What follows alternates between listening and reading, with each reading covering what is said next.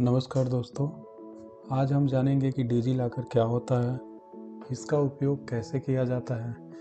देखिए, digi locker Bharat सरकार के द्वारा बनाया गया है। यह एक पोर्टल है, एक ऐप भी बना हुआ है, जिसका उद्देश्य केवल इतना है कि हम अपने डॉक्यूमेंट को डिजिटली कैसे ला सकें। जैसे मान लीजिए किसी जगह पे आपको पैन कार्ड लाने के लिए कहा गया, आधार कार्ड लाने के लिए कहा गया, आपके मार्कशीट लाने के लिए कहा गया, डिग्री लाने के लिए कहा गया, income certificate, caste certificate, ration card, ऐसे जितने भी डॉक्यूमेंट होता है तो आपको फिजिकली इधर उधर लेके मूवमेंट करने की आवश्यकता नहीं है। गवर्नमेंट इसके लिए डिजी लॉकर बनाई है, जिस पे आप केवल उस सर्टिफिकेट का आप नंबर डाल देंगे तो गवर्नमेंट खुद ही उससे आपको दिखा देती है, वो शो कर देती है और नीचे उसका सिग्नेचर आ जाता है कि ये मैंने डिजिटली वेरीफाई किया। अर्थात जितना आपका ओरिजिनल मार्कशीट की, अगर आप कहीं पे कहा गया कि आप अपना ओरिजिनल मार्कशीट लेके जाइए, तो जितना उसका वैल्यू है उतना ही डिजी लॉकर अगर अपने पोर्टल पे वो अगर दिखा रहा है कि हाँ ये ठीक है, तो उसकी भी उतनी ही मान्यता होती है।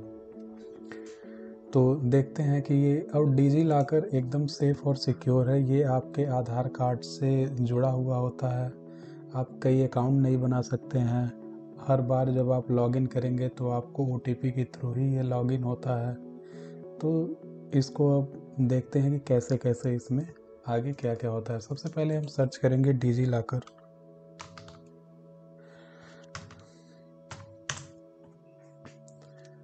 आपके सामने इस तरीके से आ जाएगा www.digilocker.gov.in। इसको हम क्लिक करेंगे। अब यहाँ पे देख सकते हैं एक साइन इन का ऑप्शन है और एक साइन अप का ऑप्शन है। जिन लोगों का अकाउंट नहीं बना है वो अपने आधार के माध्यम से अपना अकाउंट बना सकते हैं। उसके लिए वो साइन अप पे क्लिक करेंगे।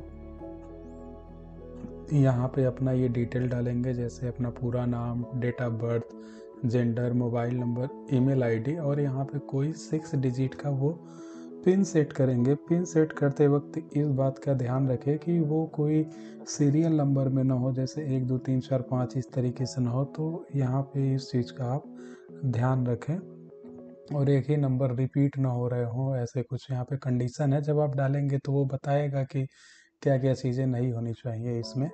तो जब ऐसे आप अपना अकाउंट बना लेंगे तो उसके बाद आप यहाँ पे साइन इन करेंगे। जब आप साइन इन पे जाएंगे तो इसमें साइन इन जब आप करेंगे तो इसको साइन इन करने के 3 माध्यम है। पहला है आपके मोबाइल नंबर से आप चाहें तो इसको लॉगिन कर सकते हैं। आप अपने यूज़र नेम, जो आप जब अकाउंट क्रिएट करेंगे तो आपको यूज़र नेम एक कोई क्रिएट करना होता है, तो यूज़र नेम के थ्रू आप यहाँ पे और अपने पिन के थ्रू लॉगिन कर सकते हैं। अपने आधार के थ्रू लॉगिन कर सकते हैं।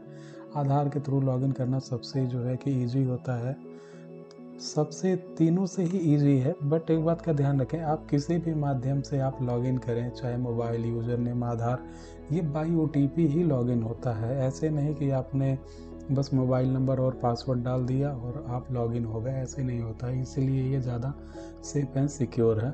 तो मैं अपना इसमें डिटेल डाल के और लॉगिन करके फिर आपको आगे समझाता हूँ। लॉगिन करने के बाद मेरे डिजी लॉकर का इंटरफेस इस तरीके से आ गया। अब इसमें देख सकते हैं कि इंटरफेस पे यहाँ पे जो योर इशूड डॉक्यूमेंट दिखा रहा है, दरअसल ये वही डॉक्यूमेंट हैं जिसको मैंने केवल नंबर डाल के और उसको मैंने डिजी लॉकर से जो है प्राप्त किया है, अर्थात वो डिजी लॉकर द्वारा वेरीफाई है। तो ये जैसे ही आप इसको खोलेंगे तो आपका जो इंटरफेस होगा खुलते ही डेस्कटॉप का, उस पर आपका यहाँ पे शो करने लगता है। यहाँ व्यू ऑल करेंगे तो आपको पूरे डॉक्यूमेंट जो जो आप अपने नंबर डाल के निकाले हैं तो वेरीफाई किए हैं तो आपको यहाँ शो करने लगेगा। तो हम देखेंगे कि सबसे पहले हम इशूड डॉक्यूमेंट जो है कि जैसे केवल नंबर डाल के कैसे हम इशू कर सकते हैं, तो यहाँ पे एक ऑप्शन है सर्च डॉक्यूमेंट का। यहाँ सर्च डॉक्यूमेंट में जाके जो भी डॉक्यूमेंट हम यहाँ से डिजी लॉकर के थ्रू पाना चाहते हैं वो यहाँ पे हम सर्च कर सकते हैं। और यहाँ पे आप देख सकते हैं लिखा हुआ है कि DigiLocker issued document are at par with original document as per IT act 2000। मतलब ये आपके ओरिजिनल डॉक्यूमेंट के इतना ही वैधता रखता है और ये IT एक्ट 2000 के थ्रू इसको प्रोटेक्शन दिया गया है। अब इसमें जनरली जो डॉक्यूमेंट आपको ज़रूरत पड़ती है, आपको Aadhaar card, pan card, ration card, आपके marksheet, degree, income certificate, caste certificate, APAAR ID जिसको ABC ID भी कहते हैं, और भी बहुत सारे डॉक्यूमेंट होते हैं। तो आप इसमें मैन्युअली सर्च करके भी उन चीज़ों को आप पा सकते हैं। जैसे सपोज कीजिए कि आपको हाई स्कूल और इंटरमीडिएट का आपको मार्कशीट चाहिए, तो आप यहाँ पे लिख सकते हैं बोर्ड ऑफ, ऐसे आप करके और यहाँ पे सर्च करिए।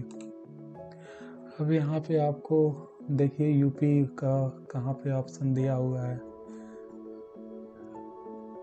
अभी ये लिखने पे नहीं आ रहा है, तो यूपी बोर्ड देखते हैं। यूपी बोर्ड बस लिखने पे यहाँ पे आपका आ गया UP state board of high school and intermediate. इस पर हम जब क्लिक करेंगे तो हमारे सामने ये दो ऑप्शन आ जाएंगे कि आप क्लास 10 का मार्कशीट डाउनलोड करना चाहते हैं या आप क्लास 12 का डाउनलोड करना चाहते हैं। सपोज कीजिए हमको क्लास 10 का मार्कशीट चाहिए, तो इसके लिए आपको केवल अपना रोल नंबर डालना होगा और किस साल में आपने वो पास किया है हाई स्कूल आप डाल के, और जब गिट डॉक्यूमेंट करेंगे तो वो आपका पूरा मार्कशीट ही आ जाएगा कि जैसे ओरिजिनल आपका मार्कशीट होता है, और उस पर सिग्नेचर आ जाएगा कि ये डिजी लॉकर द्वारा इतने तारीख को इतने समय पे वेरीफाई किया गया है।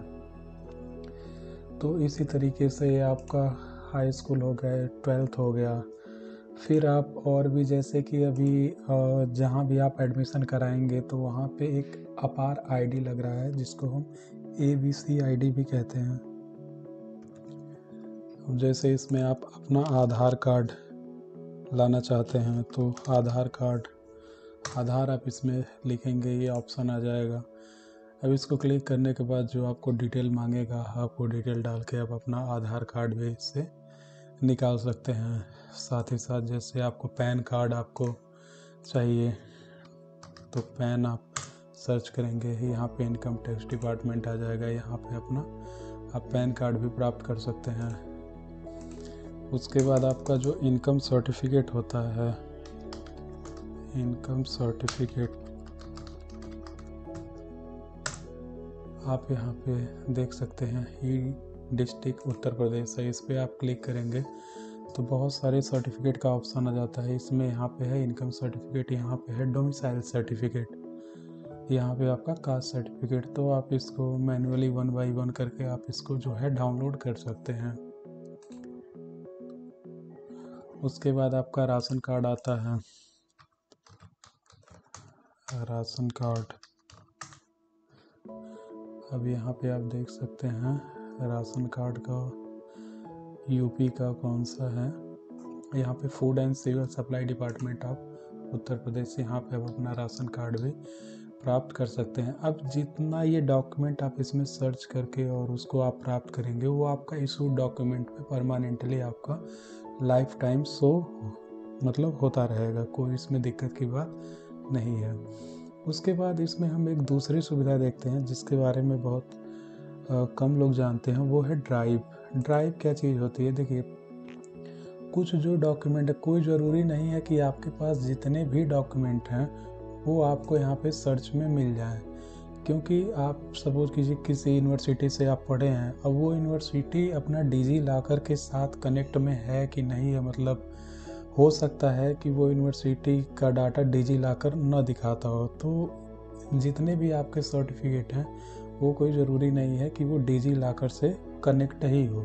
तो ऐसे डॉक्यूमेंट को सुरक्षित रखने के लिए या और भी जैसे आपका आधार कार्ड का जीरोक्स हो गया, पैन कार्ड का जीरोक्स हो गया, एट रैंडम आपको जो इधर उधर ज़रूरत पड़ता है, आप यहाँ पे ये ड्राइव ये क्या होता है कि जैसे आपका एक पेन ड्राइव ही समझिए, तो ये 1 GB का आपको स्टोरेज देता है और इसमें आपको 3 फोल्डर बाय डिफ़ॉल्ट मिलेगा। ये मैंने अलग से ये फोल्डर बनाया हुआ है,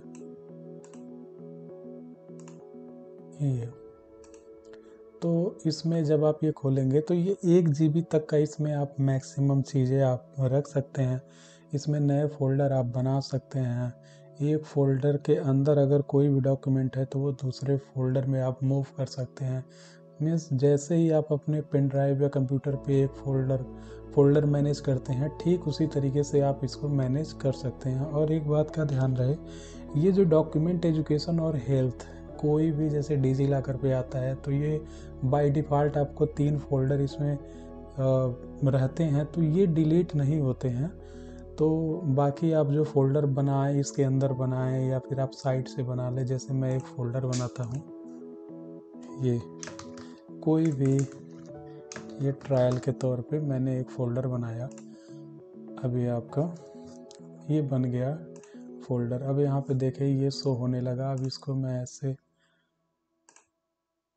खोलूँगा और इस पे जो भी अपना डॉक्यूमेंट होगा, जैसे अपलोड फाइल है, यहाँ पे जाके और जो कुछ भी मैं अपलोड करना चाहता हूँ उसको मैं अपलोड कर लूँगा। यहाँ पे आप देख सकते हैं कि अपलोडेड, ठीक है। अब यहाँ पे इस फाइल को, अब जैसे कि आपको कहीं भी इसकी ज़रूरत पड़ी तो आप डिजी लॉकर में अपने जाएंगे जनरली, ठीक है। डिजी लॉकर में जाने के बाद आप ड्राइव पे जाएंगे, ड्राइव पे जाने के बाद आप ट्रायल पे जाएंगे और अपना वो जो डॉक्यूमेंट है उसको आप यहाँ से डाउनलोड भी कर सकते हैं। आप जो यहाँ पे नाम लिखा हुआ है उसको यहाँ से रीनेम कर सकते हैं, आप उसको डिलीट कर सकते हैं। इसको देखने का ये व्यू आप बदल सकते हैं कि आपको किस तरीके से दिखे। आप इसमें डिजिटली साइन भी कर सकते हैं और इसको आप यहाँ से शेयर भी कर सकते हैं।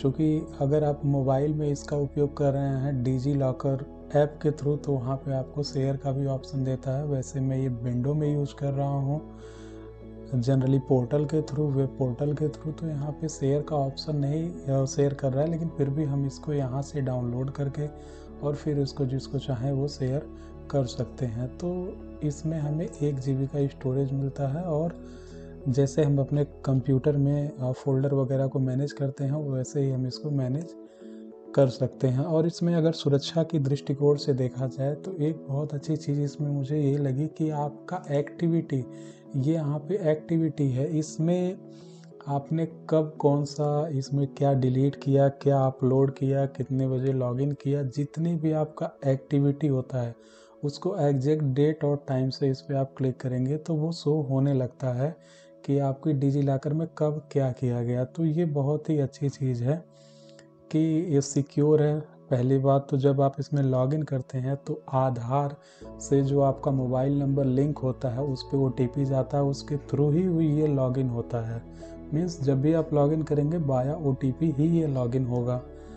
दूसरी बात, अगर इसमें कोई छेड़छाड़ करता है अगर, तो एक्टिविटी में आप उसको जाके देख सकते हैं। उम्मीद है आपको ये वीडियो पसंद आया होगा। धन्यवाद।